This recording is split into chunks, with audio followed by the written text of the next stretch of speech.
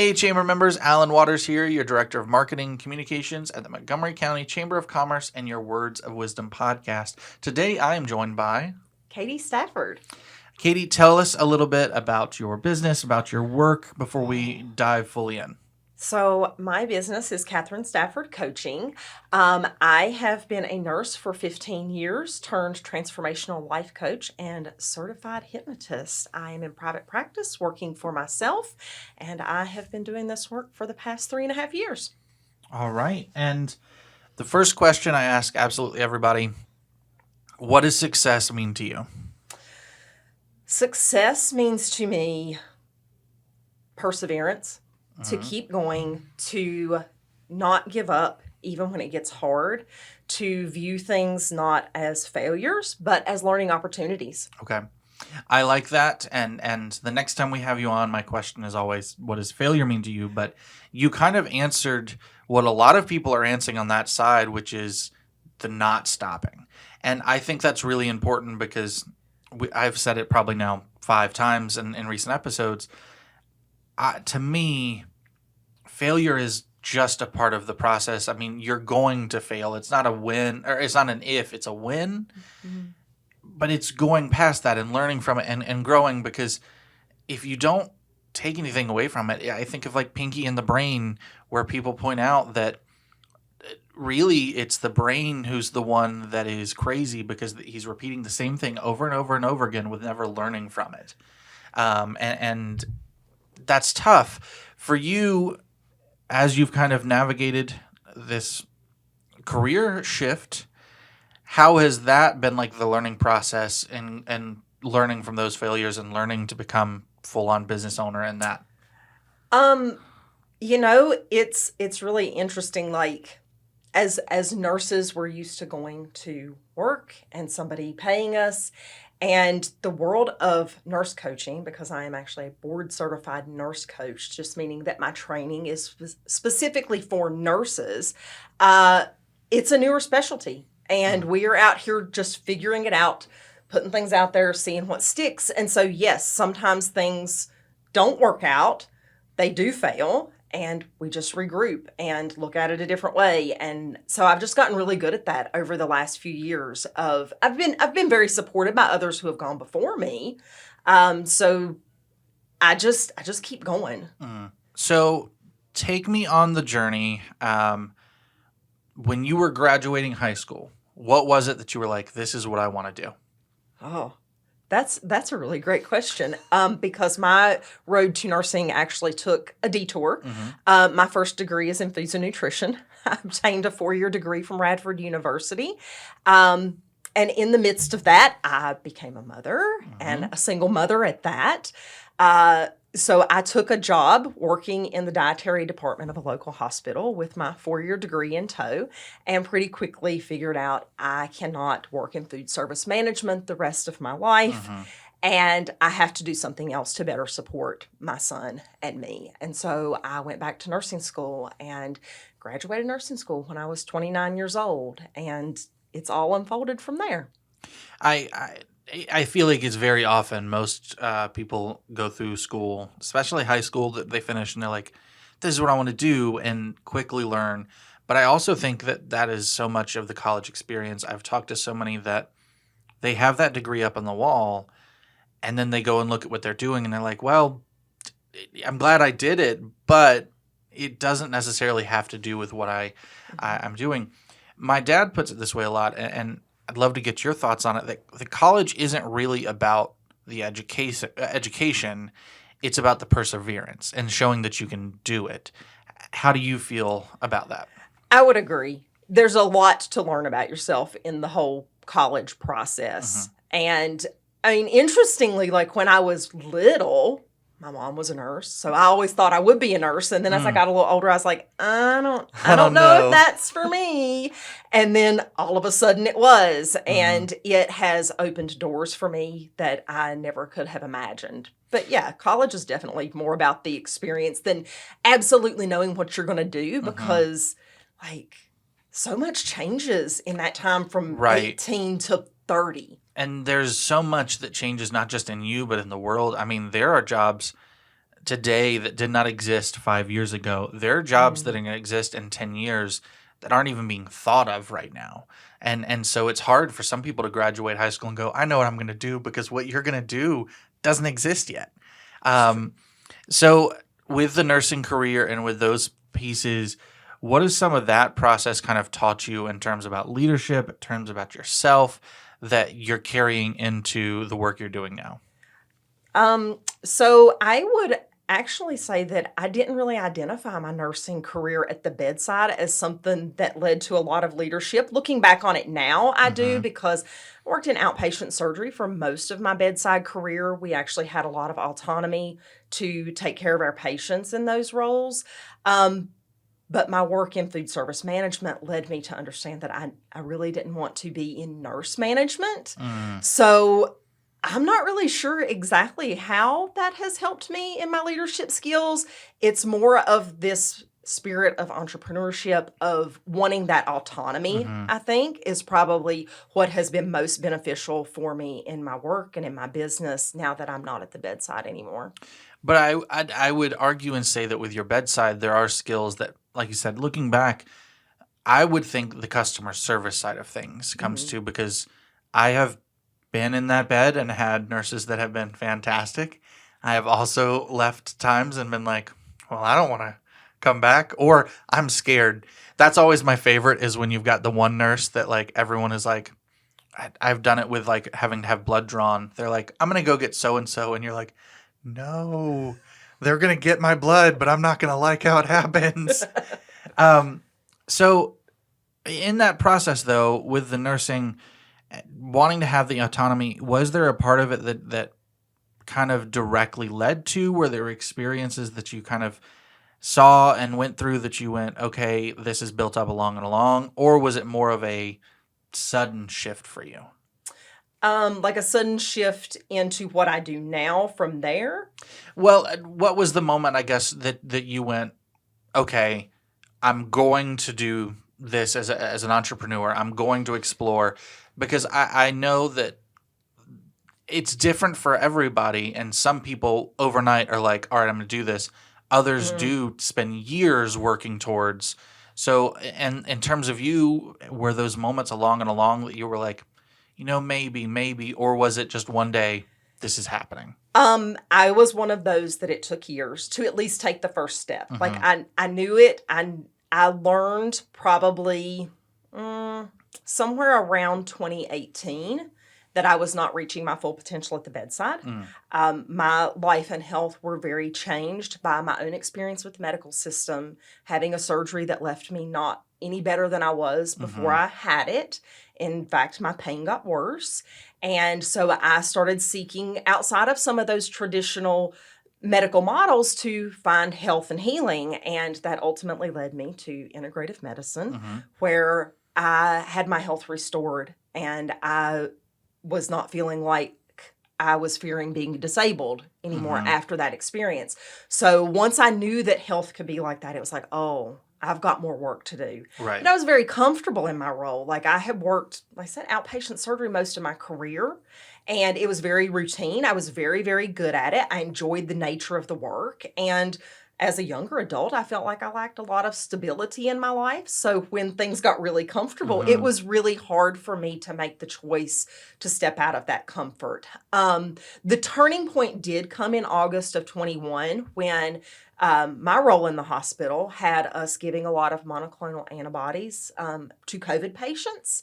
That became a first-line treatment, and we were the department that gave them. And burnout set in very quickly. I think burnout probably was there, but I really started seeing the effects of it and recognizing it. And so that was the point at which I had to take the step to do the thing. Yes. And I was going to ask, with the COVID era, because I think that there are many times that we've had cataclysmic events that have happened, but COVID shut down so much, changed so much. But for the health industry, they were busier than ever, it felt like. So I was going to ask, in that burnout and that feeling, what were those pieces that kind of crept up? What made you start realizing I'm burnt out versus just, all right, I'm tired this week?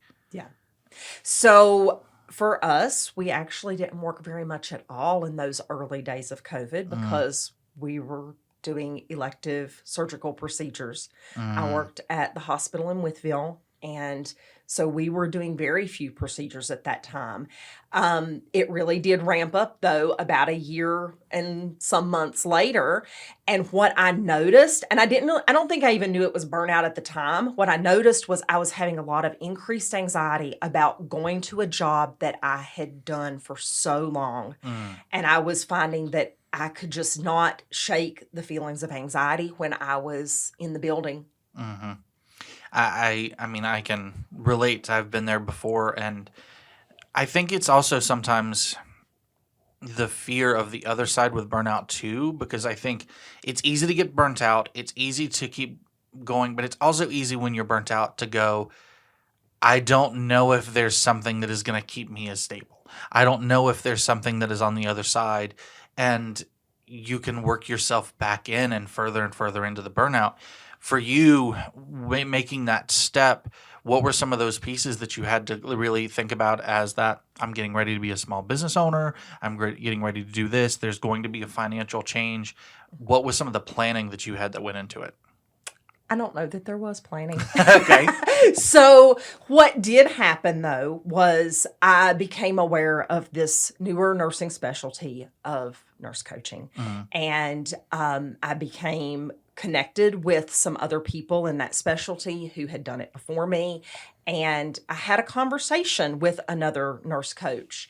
And after one conversation with her, I was choosing a certification program and getting enrolled. So by the fall of 2021, I had chosen a certification program and gotten enrolled and started it in October of that year, I mm, believe. And when I did that, like, I don't know that I even had this idea that I wanted to be a business owner. Like, I wanted to finish up that certification and magically have somebody want me on their staff to coach their patients and their clients because I really thought that I would do more of that health and wellness and lifestyle, nutrition, really looking at more of the functional and integrative approaches to health. mm, And when I got out here and got to doing it, that's just not what happened. So I really didn't have big aspirations of being a business owner. The one goal that has stayed very consistent is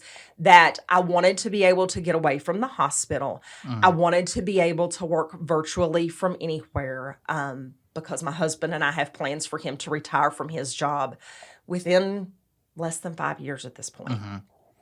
And so with the retirement, hoping to travel more or do something. Yes, Okay, that makes absolutely. So yeah. that I can be very portable and I can meet with my clients really from anywhere. Hmm. You mentioned earlier, and it's fine if we don't want to dive too far in, but I like to see on the personal side how that kind of, because I'm a new father and that makes a lot of my decisions. You mentioned that as you were going through this, you were a single mother. How has that kind of bled into some of these decisions as children have gotten older, Mhm. you've gone through a different stage in life. How have those pieces impacted kind of the thinking and the honestly the leap into this? So being a single mother or a parent at all, but particularly for me, my personal story is that being a single mother threw me into survival, and I lived there for a lot of years. I did not have really great coping mechanisms. All I knew was to keep going, keep pushing, keep doing the thing. Um, he was born over my Christmas break at Radford University at the end of 2004. I went back to school when he was 12 days old. Mm, Finished out my degree at Radford when he was 18 months old. And then uh, before my son started kindergarten, I was enrolled in nursing school. And mhm. I went to nursing school and worked full time and was his only parent for those 2 years that I was in nursing school. So, I mean, there was never any downtime. I was really driven from a place of stress and Right. anxiety. Honestly, Mhm. like that's just what it was. And even after I didn't have to necessarily live in survival, I didn't know how not to. So I Right. still very much operated from a place of I just have to keep going. But that's what this role as an entrepreneur, and this newer, different area of nursing that I work in Mm-hmm. has allowed me to do is to learn to develop the tools to slow down and to not be in survival all the time. Right. And now, as a college age student, how have those shifts? Because I feel like I saw it in my own parents when I left for college. There is a big shift in, all right, I am constantly as parent versus now I'm getting a little of my life back.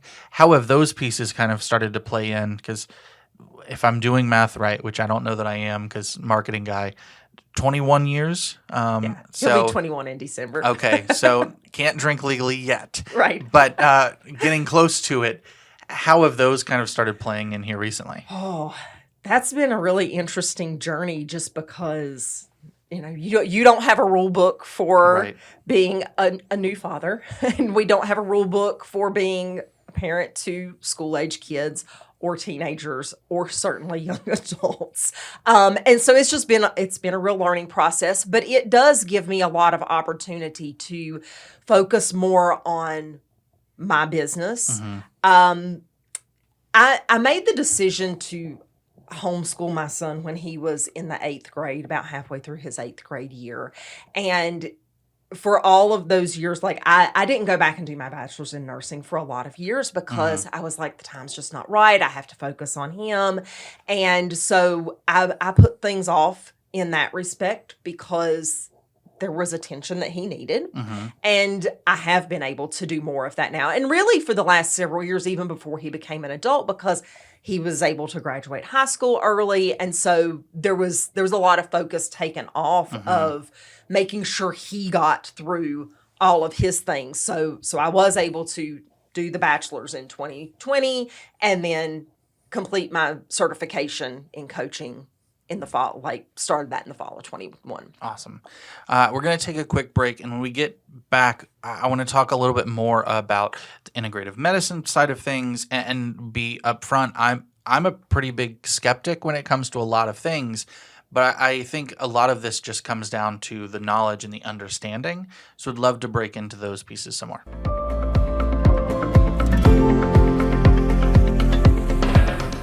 Katie Stafford is a nurse, transformational coach, and certified hypnotist.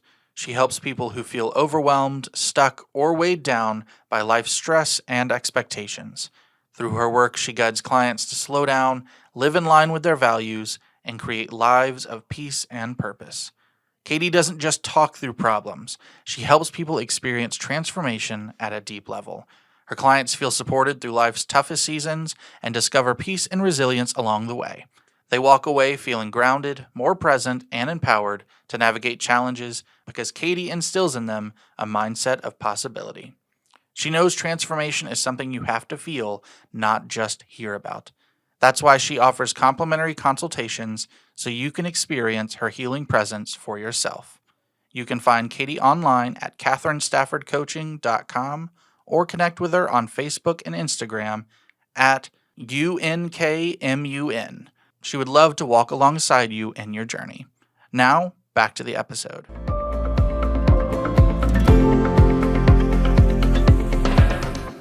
All right, before we dive fully back in, I want to thank Grand Home Furnishings for providing the chairs, the rug in here, helped make this room feel a lot more comfortable, but also helps with our sound quality a lot. So thank you, Grand, for providing those.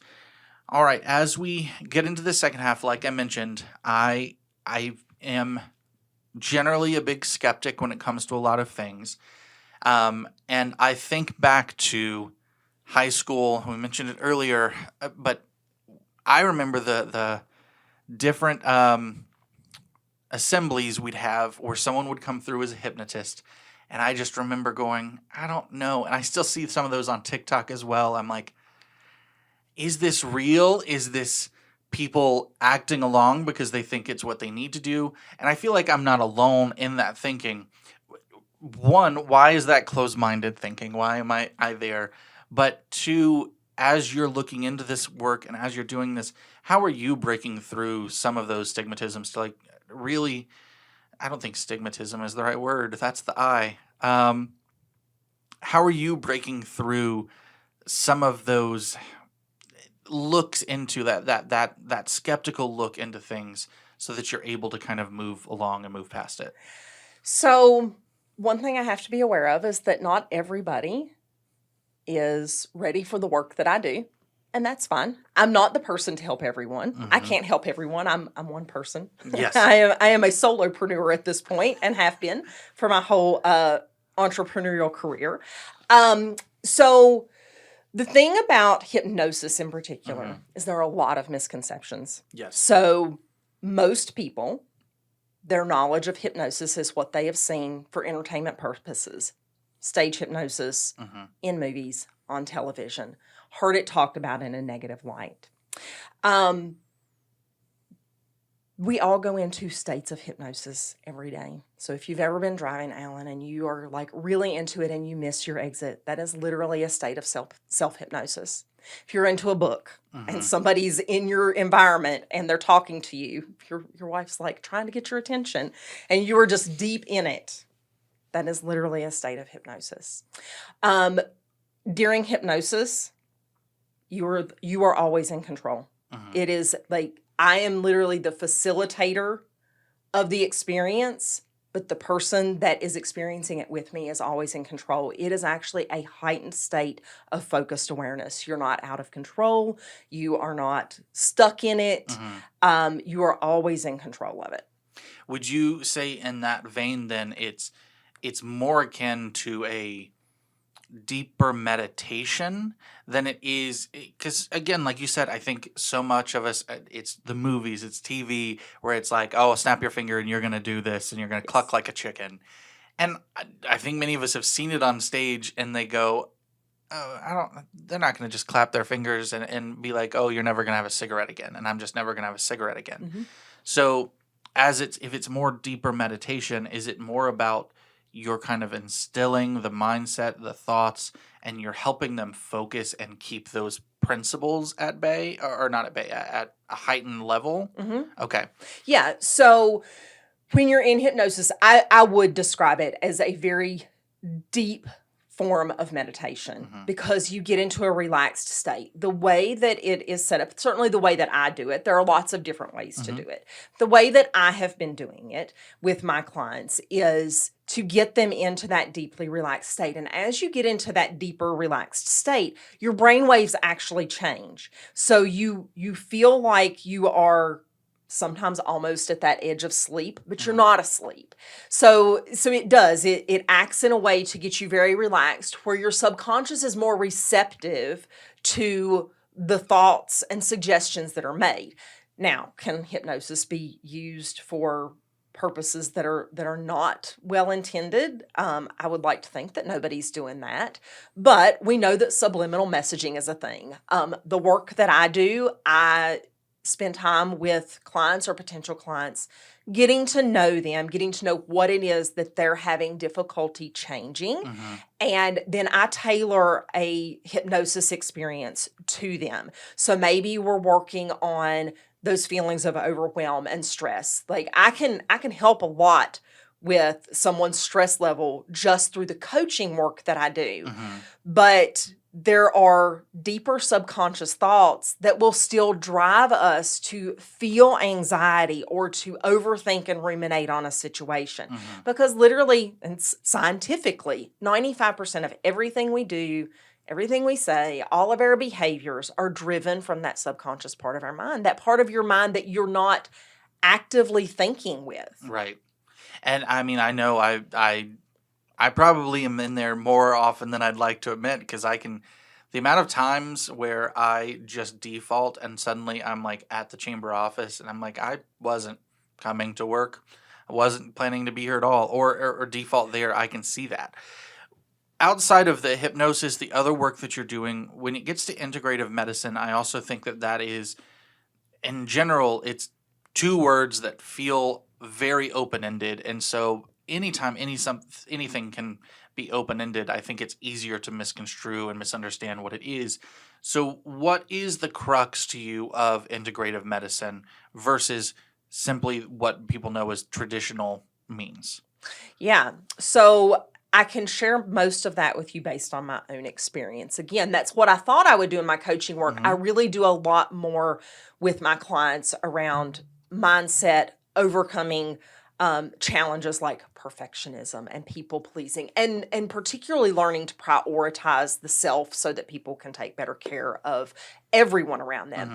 But integrative medicine is what led me to where I am right now. I had this surgery back in 2017. I was just shy of my 36th birthday and had spine surgery. And I was no better after that surgery. And I have journal entries that I've gone back and read over the years of just how desperate I was that the pain was no better. And so I really thought I was well on my way to being disabled. And I was seeing a pain interventionist, a doctor that does like spinal injections and things. And he started talking about sending me to rheumatology. And the point of surgery was to get off of medicines. Like I was on a lot of medicines in my early 30s to help with this chronic pain that I just could not ever get away from. And so it was like, okay, I'll get off of medicines. Well, then I had surgery and I couldn't. And then he's talking about sending me somewhere that the medications come with a very long list of side effects. Right. When you're talking about biologic medicines, like that was very frightening for me. And I was like, no, I'm not doing that. And so I started doing a lot of reading and listening to podcasts from people in these other like health spaces. And some of the first things that actually helped me were that I was having regular massage therapy. I went to physical therapy regularly, but then I started seeing an acupuncturist in Blacksburg.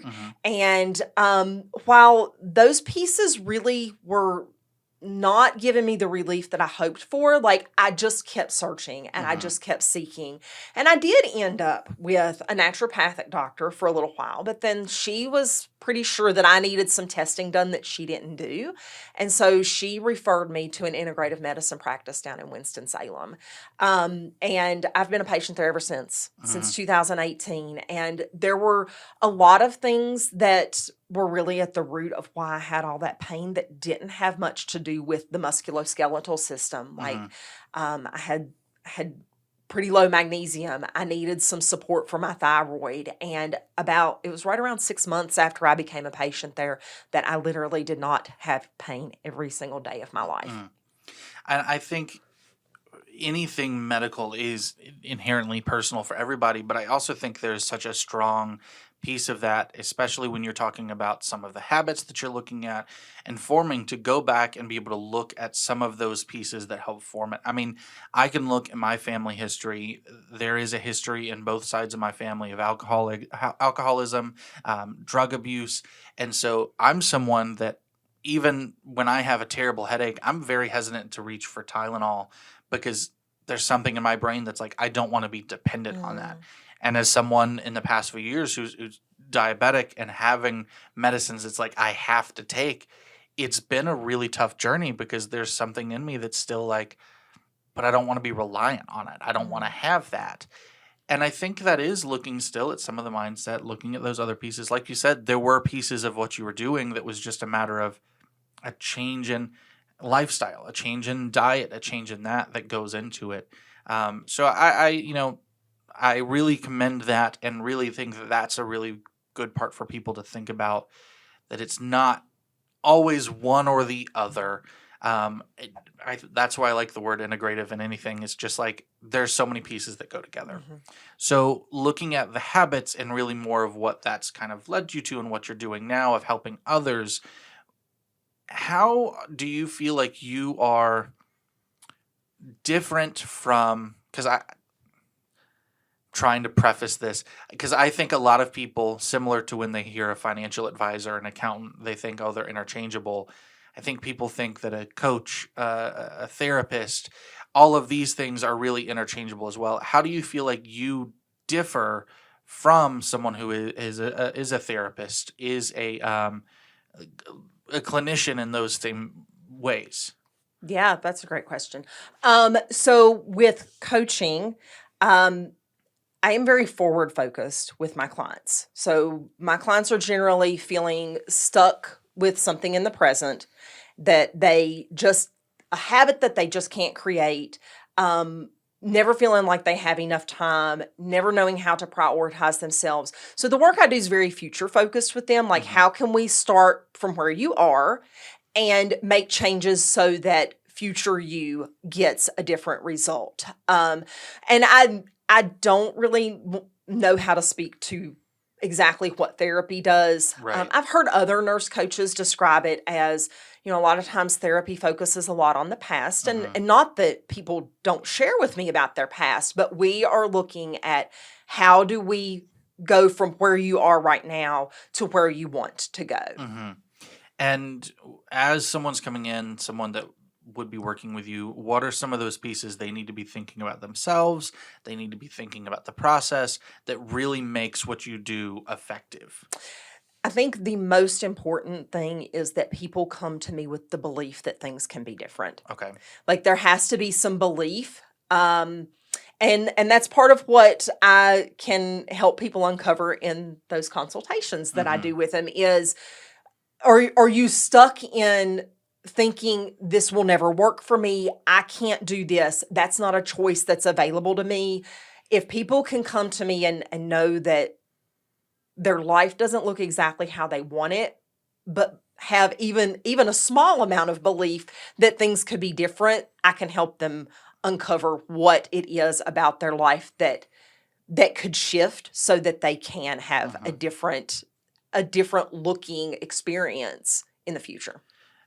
You mentioned this earlier, and it's something that I love because I feel like in so many different ways and different things that we have at the chamber, we say this: you can't be for everyone. You have to kind of look. So, and I think you really described very well who an ideal person is.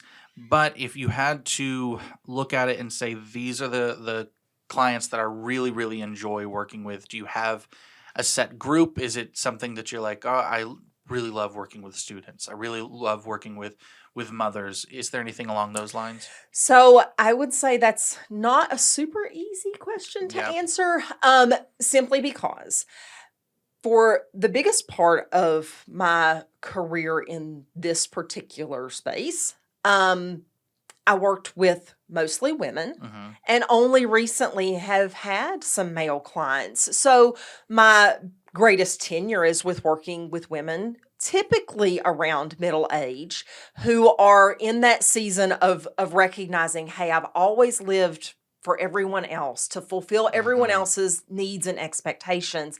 And they're starting to realize that they also have needs that have been unmet. So I do really enjoy working with that particular group, but who I work with is kind of always evolving. Right. Yeah. And I think that's important with any business, because if you're doing the same thing over and over again, I mean, I've seen it used a lot, like Kodak. They were like, we don't need to break into the digital space, and look where they are now. So keeping that ever forward thinking and forward focus really is going to help anybody. But as a business owner, I appreciate that mindset of, this is what you've done really well. Love to still work with them. But that's not just who you work with. So I know we mentioned it in your ad, but if you will, tell everybody where they can kind of find you, where they can learn more about you. And so if they're interested in working with you, how they go about doing that. Yeah.